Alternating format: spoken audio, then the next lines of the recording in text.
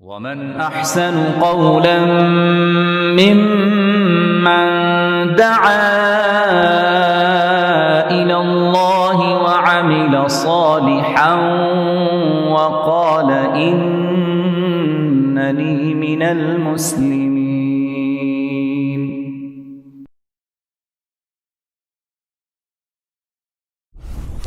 Bismillahir Rahmanir Rahim. Alhamdulillahi Rabbil Alameen. As-salatu was-salam ala Rasulihil Kareem wa alihi washabihi ajma'in.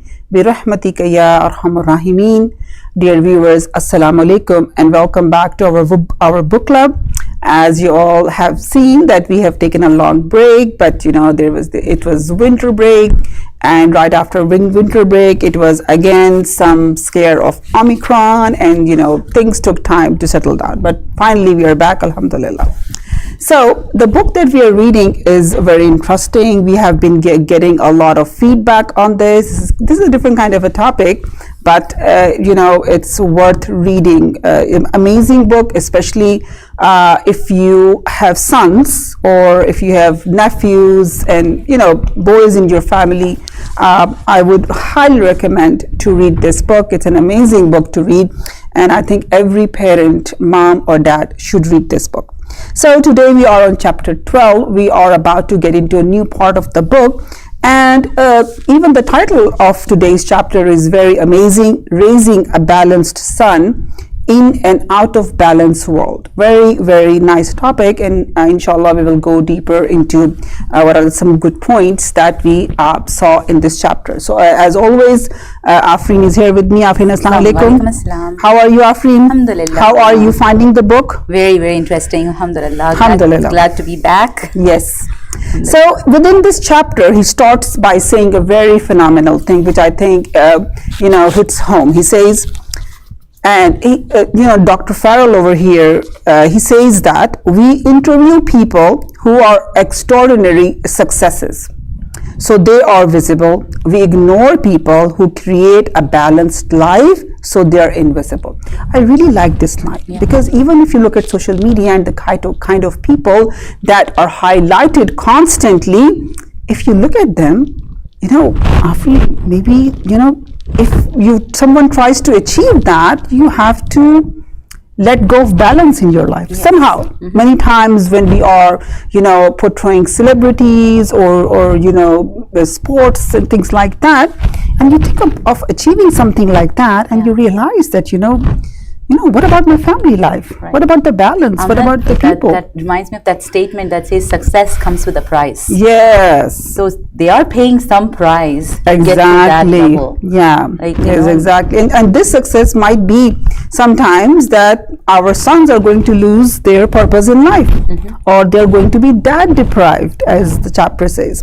And then he goes on and he says that that is, we rarely interview and make visible those who spend the amount of alone time, spiritual time, family time, friend time, and share the housework time they take away from their successes at work. This is such a profound statement. Yeah. This has become the norm. This kind of a thing, when people are having a family time, or they're helping out the family at home, or they are taking away their success time at work to give it to their family, we kind of don't think that they're heroes. No. Right? Yeah. We kind of don't think that they are above average in any way, and this is taking a toll. And it says, in a world where celebrity is an international passport, your son's optimal heroic journey is to be internally secure enough to evolve a life in which he becomes love as he gives love. So he's saying that we have this culture, especially, and this is a culture even in places that we come from, that men are supposed to be looked at, or they are supposed to be loving when they spend most of their time earning for the family. Yeah. So they're not considered a loving father when they are not earning as much, because they're spending their time with the family. Yeah. So the way that they get love and respect is to be away from the family, right, working very hard, making a lot of money. They have become, the role has been lost. I feel like instead of being the fathers, the people involved in the life of the children, they have become more like providers. Just provide them with money, provide them with comfort, provide them with cars, home, anything that they want. But not with your time. But no time. No, not your presence. Not your presence. So your presence is gone, the father's presence, but everything else is there. Yeah, and their role is that become the best provider. You are the best dad because you're the best provider. Right. And you know what's happening in the chapter, he talks about that. He says that because this has become their role, they have acquired the personality traits that are like that. For example, when a person is being told you're the best father because you're the best provider, then automatically his personality is going to become like this, that, you know, he will not be a father at home because he's always busy becoming the best provider.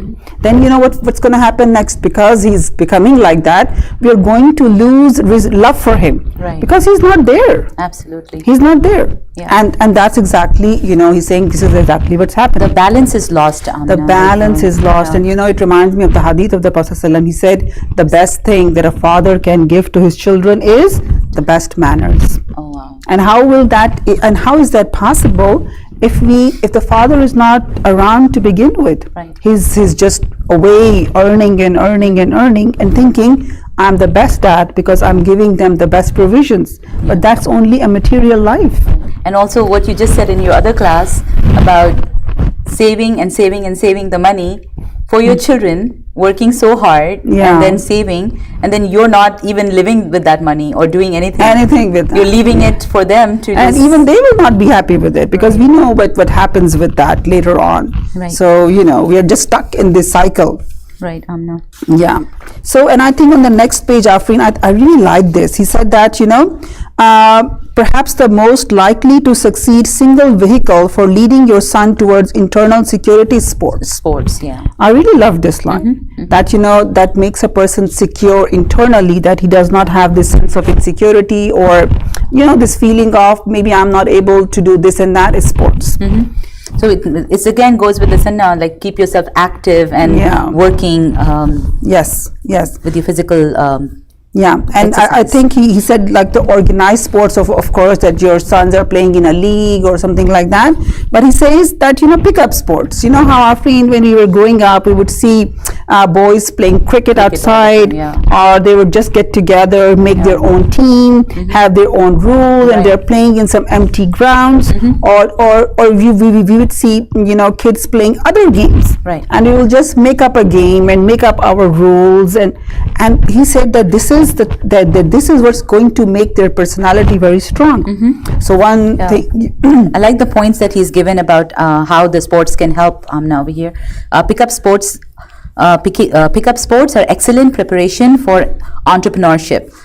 Creating something from nothing, recruiting and organizing, creating their own rules rather than just following the rules of others, integrating friends with strangers without favoring friends, negotiating boundaries that give everyone an equal chance, or ones that gives one's teams with their skills a competitive advantage, and creating consequences for rule breakers and deciding when to enforce them.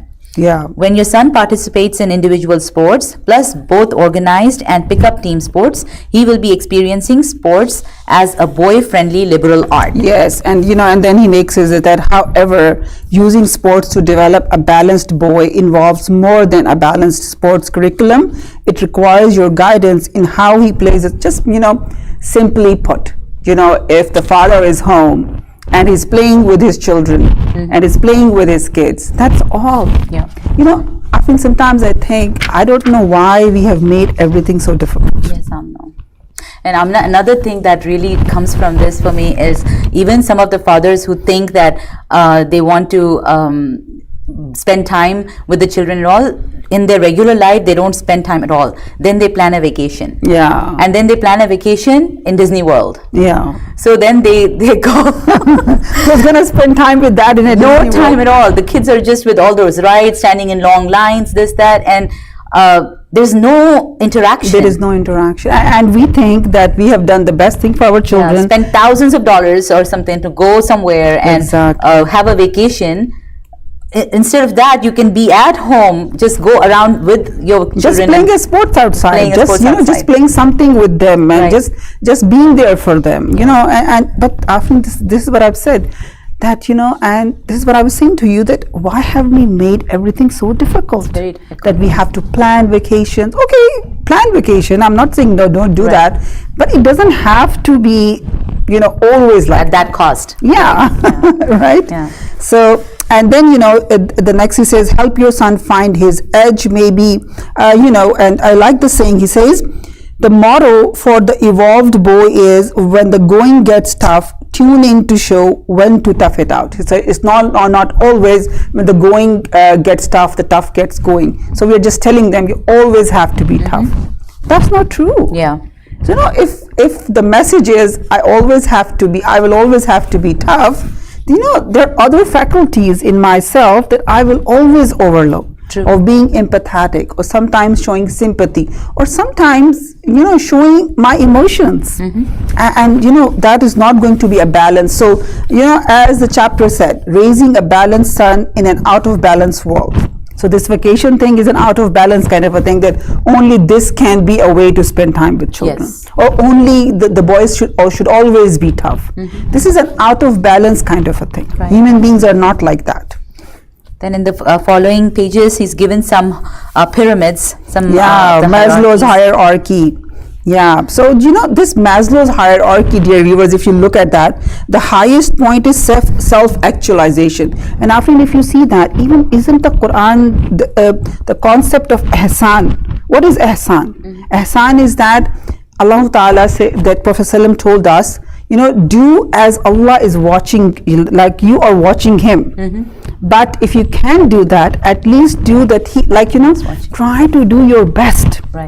And this is ihsan, that whatever you do it with this consciousness that Allah is watching. So you're doing it the best. And this is self-actualization, that I am conscious of Allah. And I'm doing it the best way we can, and this brings a lot of contentment in life, that whatever I was doing, I did it to my best. And he says, instead of teaching this to our children, we kind of teach them, you have to be a hero, you have to be away, you have to be tough, the heroic things that we teach our sons, that you have to be away and earning a lot to be a hero in the eyes of your family. This is not right, because many times when we push them towards these roles, they get separated from who they are. Exactly, the self-actualization. Yes, they are not themselves. They are just doing it because the world demands this of them.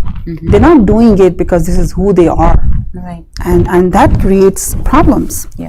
So it has become like, first now the highest number is on psychological needs, food, water, warmth, rest, then security, then your relationships, your love needs, then your esteem, like your accomplishments, then finally you get to self-actualization. Self-actualization, yes. So he says that don't push your kids towards this kind of a thing, that they become too like I have to be successful, and success is what is defined by the world. Success is not that that you're spending time with your family, that you're giving time to your children, that you're being with them. Success is what the world defines for me. Amina, this one that he said over here, I have seen this on page 97, this statement, the traditional male hero is about self-sacrifice, not self-actualization. Exactly. This is what he's saying, that just stay, just work as hard as you can. You're always away earning a lot of money, you're sacrificing, because he mentioned somewhere in the chapters, more dads than as compared to moms complain that they don't get enough time with their children. But they're sacrificing that because the world told them you're a good dad because you're a good provider. Yes, absolutely. So they have to sacrifice this. This even reminded me of our parents' generation. Exactly. I just felt like our parents were all about this, just self-sacrifice. Especially our fathers. It was like they always have to be at work. They were good if they came home late from work. They were constantly working. More than that, Aminah, maybe I felt like in that generation at least they gave time, but they sacrificed all their desires. Exactly. They gave up that. Everything was for the children. But after that made them not very playful. Right. They became very serious because I think within inside of them they were doing this, and this is not who they were. Right. Right? Yeah. We've never seen our they were always like serious. Yeah. Now that we are at that age, I realize that you can still be fun. That's true. That's true. So it says in the traditional male hero's hierarchy of needs, self-actualization is nowhere to be found. Because the more he values himself, the less he is willing to sacrifice himself. And this is also true that, when we say male dominant societies, what happens? Yeah. This thing about male is given to them. You're the one who holds the power. You are the one. And what happens? They are just, okay, we are the males. Okay, that's done. Yeah. No emotions. No emotions. No crying. And not even trying to do things. Like, for example, in many cultures, we will hear the complaint, the men are not going to participate in a housework because this is not what the males do. Yeah. Right? So this kind of a problem also comes. It's not that they don't want to, or they will not if they see there is a need for help. It's that we gave them this role. This is how you should be. And this is what they're trying to be. Yeah. True. Then the next page also shows another hierarchy, Farewell's hierarchy of the self-satisfied non-traditional male values. Yeah. Where over here he makes survival, food, safety down, and then warmth next, then receiving immediate gratification. This is another thing, Amna. Yeah, the discipline of, this is true. If we do anything, thank us right now. Right. We have to get the credit right away. And this also happens when people complain about male dominant societies. Still Afrin, we understand the girls halakha that I do with the girls, and this is the complaint always, that our parents, the girls will complain. Our parents are going to discipline us more. We have more curfews than our brothers. We have to do things in a different way than our brothers. And some girls still today they will tell me that still they're expected to study and do the housework. Oh wow! But not their brothers. So even when they say I have an exam or something like that, the mom is or the dad is, but you have to do this. But it's not the same for their brothers. That's not. And this kind of a thing. That we teach them, this is a boy and this is how you should be. But over here, I think he tweaks it. Farrell tweaks the hierarchy and he says, self-actualization, for example, be the best you can be and contributing to others as purpose. That, you have a meaning in their life. You're a support. Support doesn't mean that you do things my way. Support is that, today you have to do this, I'll do this for you. And I think, Afrin, people will do this. These men, these boys will do this if we don't put them in these strict roles that this is how a boy is and this is how you should be. They're in a box. They're in a box. Yeah. And they're given these kinds of things. This is how you have to. But I really like this line, dear viewers. The discipline of postponing gratification is the single most important discipline your son needs. But when we raise them like that things are different for you than your other siblings, especially your sisters, then this is going to happen. That I'm different, I'm a male, things should be done my way. If I demand something, it should happen. And this is how we raise sons that are a misfit in this world, or Yeah. So Amna, this is something, supporting your son toward becoming a self-actualized non-traditional male involves loving your son for who he is, in fact helping him discover his different drummer or unique self, and how it might contribute to his sense of purpose. Exactly. Don't give them these societal roles that society has defined, but allow them to be who they are, how Allah subhanahu wa ta'ala has made them. Right. The standards of society. Yes. Like the standards of all these celebrities or something like that. And it's all and also now with the media, with the social like Facebook and Instagram and all that, you just see all this fancy goals and everybody wants to be that. Yes, because like you said, being a celebrity is like a international passport. Then it says helping him distinguish between the value of listening to others and being enslaved by the need for the approval of others. Exactly. This is what everybody's living in, Amna, right? Likes.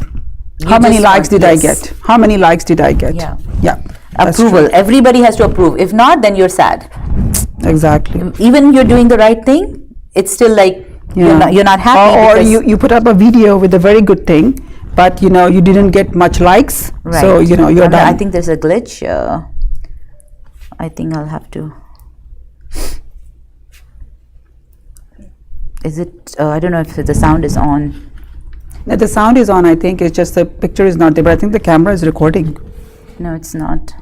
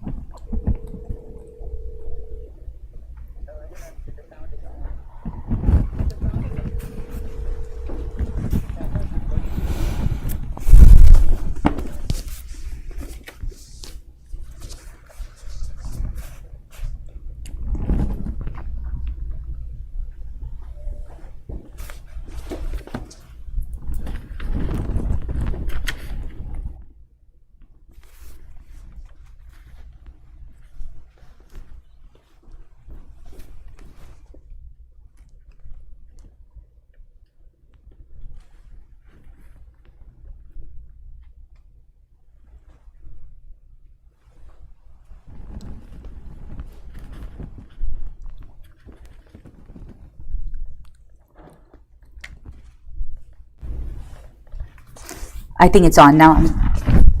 Okay, so sorry dear viewers, I think we just it was a glitch for a little time. Okay, so now coming to the next topic. I like this over here where they play a family game.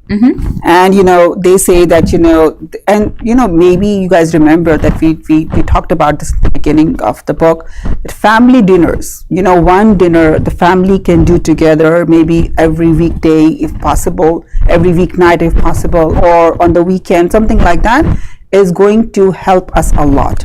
But over here he gives us this beautiful example. He says that this is an example of a family and they play this game, and this game is very interesting because they ask questions to each other and they have to tell the truth. And I really liked how the kids were growing and they started dating, and the parents they switched the game questions to what kind of a girl or what kind of a boy. And I really like that. Of course this is not it was more like who do you love and why do you love that person. Yes, that's true. Right. So and then they make that to this point that and then he's saying because she is the prettiest girl in the class, and then he is further thinking maybe she's the prettiest girl who is still left available without a partner. Yes. And then he realizes and then they ask, will she be a good wife and a mother? And then he just totally talks about someone else. So when he asks this question that even though he wants to be with this girl, and he is, but when asked about that question, he says like, that's going to be someone else. Yeah, somebody else who has the other qualities. So for example, yes, so we, in a Muslim household, of course, but still we should talk about marriage in that manner. That why would you choose somebody for this and this? And even they talk about their girl that she is realizing, okay, for a long term, who is going to be a better partner. Right. Now I think this was also in a way that they had these healthy discussions from childhood, the beginning, with their children. So where they could really express what is in their minds. Exactly. And they say that as they were younger, it was other questions. Who is the most popular, like in schools? But because now when I see people, especially when they're supposedly in love or whatever, and when you ask that question, their logic is gone. Yeah, of course. The logic is completely, they'll be like, yeah, she'll be a good wife. Yeah, she'll be a good mother. Where is the logic? I mean, it's obvious, but they don't see it. Because they're deciding with their heart. Yes. Later on, I think in this case, really, the other discussions led them to this open and frank thinking. Yeah, that, of course, my heart is saying this, because what happens, dear viewer, just a joke, after they get married and, then the brain wakes up. Yeah. The brain questions, okay, what were you thinking? Yeah. So, this is just, this was interesting. I liked it, the way it was, the openness, and how the parents were helping their children, shape their views, like, not imposing it on them, but maybe influencing them. Right. And I think that's the best thing to do, because when we think as parents that we can impose, that's the wrong thing, that's completely wrong. But yes, we can influence, and I think this game was a good idea. Right. So coming to the last part of our today's discussion, we will start that, and then we will go on with that in the next week. So the next part of the book is talking about dad-deprived boys versus dad-enriched boys. So just the discussion we just had was how to raise a balanced son in a non or out of balance world. But over here, this topic was really eye-opening. Dad deprived boys. And you know what, he gave a very good, boys who hurt us. I like that. And he quotes this study over here. A study of ISIS fighters concluded that almost all had in common some type of an absent dad syndrome, because that country was under a war for a long time. Many of the people had lost their dads in one way or the other. And all this study was unbelievable. Really. That how these people were recruited because they were dad deprived. Aminah, I felt like what we see in the media, what we hear in the news, everything, it's all symptoms. Exactly. Nobody diagnoses the real problem. Nobody goes to the root. Exactly. And especially this one aspect, nobody must have ever thought about it. Because media is, the job of the media is to sensationalize. Right. This happened. Well, what's the root cause? Yeah. And the same thing happens with this. There's over here, he tells us off that, these shooters. In the beginning of the book, he said that, all these shooters, these shootings that are just happening again, right after, the school shooting, this and that. Right. This is, most of these are boys. Yeah. And again, you see this kind of a figure. And another thing that he mentioned was unbelievable. It really broke my heart, Afri, on page 108, when he says, Hitler Youth, finding the dad void. And how he says many of the children recruited by Hitler Youth were fatherless boys. Yes. And he says History Place reported that these boys, once recruited, were isolated in camps where weakness was despised. Yes. And look how they made them into who they were. He says they were trained without any counterbalancing influences from a normal home life. And he says, and this was like the youngest and most vulnerable boys were bullied, humiliated, including repeated sexual abuse. Wow. Like, all of this was happening, and this turned them into who they were, and they became Nazis, and, they did what they did, horrible things, but that's what happened. Aminah, what surprised me was even now their neo-Nazi group, which is there, looks for these boys who are deprived, who are father deprived, and who, I think that happened again. I don't know what's happening today. Something is going wrong with the camera.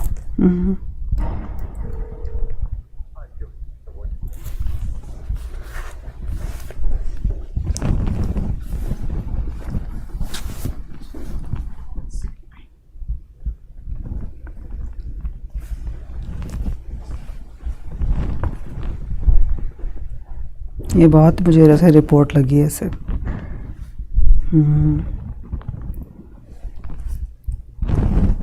Okay, so we are back. Sorry for the glitch. So we're just finishing up. So, many of the children, and this report that we read, that how these boys were recruited, and then they were away from any home experience, and then they were bullied, humiliated and repeated sexual abuse because they would turn them into then who they became. They had lost any sympathy, any mercy. Right. Amna, it's almost like they don't have any backbone, and then they are vulnerable. So yes. They have easy access for the way the chapter goes, even about all those priest scandals and all that. They look for boys who are fatherless. Exactly. And abuse them in every way because they're not strong. They're weak, they're little, and then they don't have a father. They have this void, and he says that deprivation still leave boys vulnerable to Nazis. And you know what you just mentioned, that you know, again they are. And then over here, female rehabilitators. And now he says that, you know, juvenile detention centers are filled up with boys who are mostly dad deprived, and how the female staff, that was something and the female staff is sexually abusing them. And he says, you know, the media will highlight when a priest is going to do it or something like, but these figures are hidden, which leaves our collectively turning a blind eye to women who abuse creates a double jeopardy. First, we leave the boys who are abused feeling isolated, and if they get up the courage to report their abuse, we leave them having to fight for credibility. Or we make fun of that. Absolutely. And you know, but inshallah, in the next we will discuss bio dad. I like this too much. You know, the dad brain turns on and things like that happen. So, but one more figure over here was very important. He says, you know, when the dads are absent, the government steps in. I think that was also very, he says, you know, absence of dad creates the presence of government. And says, you know, over here he says the war on terror has added 2 million to America's debt as of fiscal year 2018. What percentage of that cost might have been saved if ISIS did not have a supply of dad deprived boys? Imagine that. So it's all a vicious cycle. It's like, you realize. And over here, Afin, just look at this. It says, beyond these costs, scholars calculate that every 1% reduction in family fragmentation would save taxpayers 1.1 billion per year. Imagine this. Isn't that something, dear viewers? Just think about this, that every 1% that will be reduced in family fragmentation will save the taxpayers 1.1 billion. Wow. You know, it's unbelievable. And then following that, Amna, dad deprivation increases the likelihood of teenage motherhood. Exactly. And 80% of unmarried teen mothers become welfare recipients. Costing more than 9 billion in tax dollars per year. Exactly. So because they need support. They need support. So, dear viewers, we will end over here. But next time we have a very good topic for you, which is biodad, the discovery of the dad brain. This was very good. I loved this topic, but we want to give this a due time. So we will talk about this next time. With that, we conclude. Wa akhiru da'wana alhamdulillah rabbil alameen. As-salatu was-salam ala rasulihil kareem wa alihi wa sahbihi ajma'in bi rahmatika ya arhamar rahimin. قد أفلح المؤمنون